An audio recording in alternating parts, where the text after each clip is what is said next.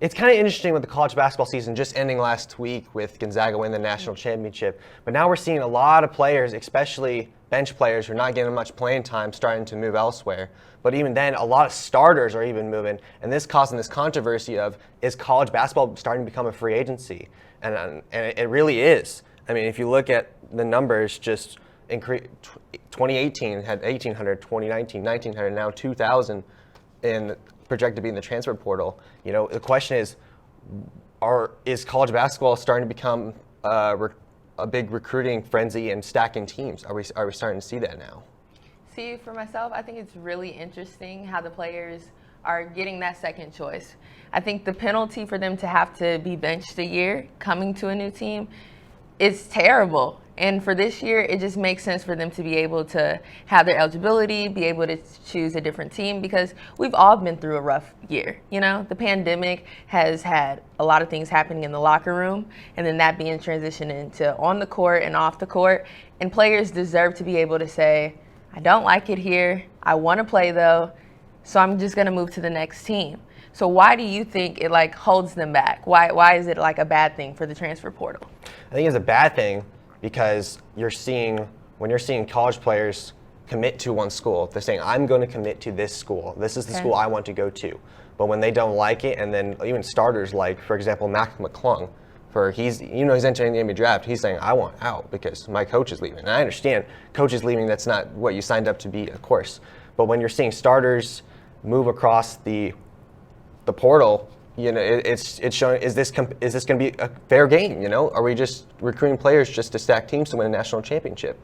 You know, is this fair for players that they don't get to sit out, that they can just wind up going to a different school and make an impact? And now is this competitive? Is this an advantage for other teams? Well, it's competitive, and beyond the teams, it's a risk for the player. When you enter into the transfer portal, you don't know if a team's going to pick you up. You don't know if you're going to get another D1 offer, or maybe you're going to fall within the ranks, like we just said.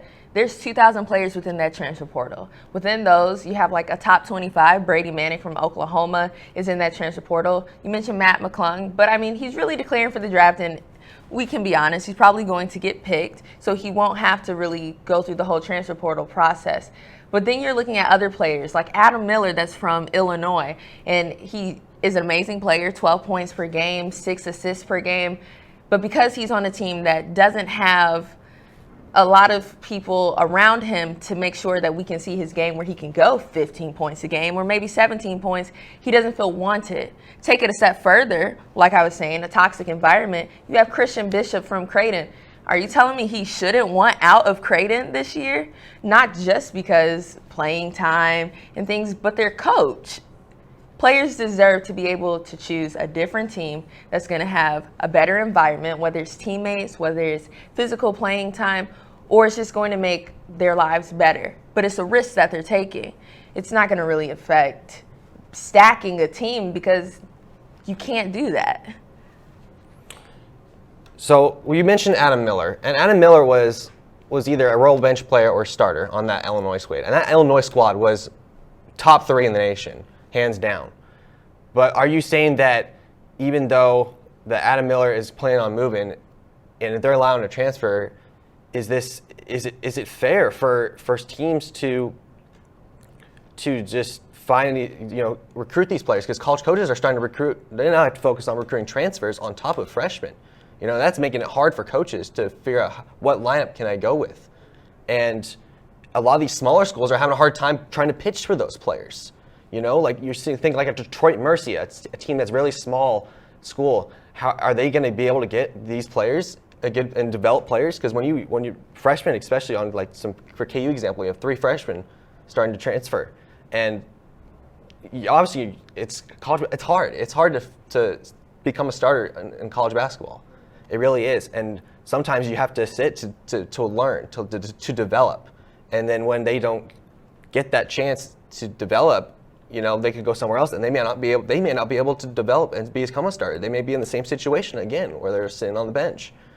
So that I don't see that this new rule changes are going to make the game of college basketball much better. And now the NBA's got to get rid of the one and done rule too, if that's going to happen. Because a lot of players are just going to be like, hey, I just want to go to college just to get experience and then just just go on. And then it's just not making the game of college basketball, it's not becoming what it wants to be.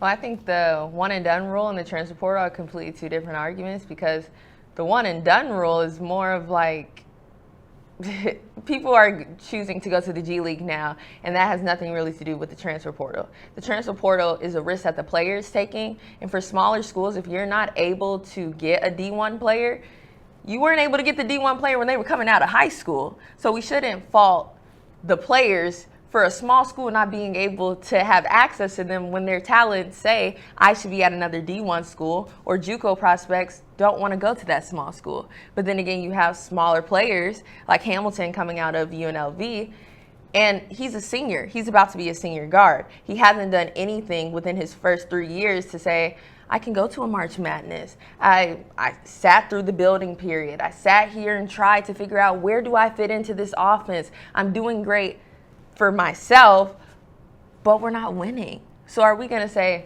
put ourselves in the player's shoes and say, okay, well, I'm a senior and I really want to go to the NBA draft, but the team that I'm with is not going to ever get exposure on the level that maybe a Duke would have. In the Blue Bloods conversation is something else, but maybe going to KU will help me get exposure as a player. We have to remember, beyond these 4 years, these players are trying to brand themselves for the NBA draft. They're trying to get their talents to be up and for scouts to see them. And we're seeing that within our own program with Ochai and Jalen Wilson. They want to see what else is out there. So we can't fault the players for a transfer portal for them wanting better options.